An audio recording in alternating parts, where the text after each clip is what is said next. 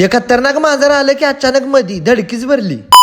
काल रात्री आमच्या आदितीचा बोरणांचा कार्यक्रम केलेला, श्रीकृष्णाचा लुक केलेला, एकदम विशारड दिसत। सकाळ सकाळी मोठीची लाईट आल्या बघून म्हणलं लावणीचा बेत करूया आज। मग लावण लावायसाठी निघालेलो रानात आलो तर पहिल्यांदा नळ बिळ जोडून घेतलं। इथं नळा जरा ढिल्ला होता म्हणून सरीनं आवळून घेतला आणि असा नळा पसरून घेतलं। नळा असा रस्त्याच्या दुसऱ्या साईडला पाडला आणि म्हणलं सरीनं पाणी आपल्या वाप्यात घ्यायचं। आवण सुरू करण्याच्या आधी म्हणलं कळशी भरून पाणी ठेवूया, म्हणजे माणसाने पाणी बिनी प्यायला होईल। वाफा पण दांडगा होता त्यामुळे म्हणलं 1-2 तास जाणार आपली लावण सपाई। उसाच्या कांड्या बिंड्या आदल्या दिवशी अशा सुलून पसरून ठेवलेल्या त्या। म्हणलं आता पाणी सोडायचं आणि लावण लावून घ्यायची। जवळजवळ सगळ्या शेतकरी मित्रांनी माहिती आहे लावण कशी लावायची। आपल्याकडे अशी लावण लावतात बघा, असं उसाचं प्यार करायचं, चिखलात उभा करायचं आणि अलगद पाय द्यायचा आणि हळूहळू पुढे सरकायचं।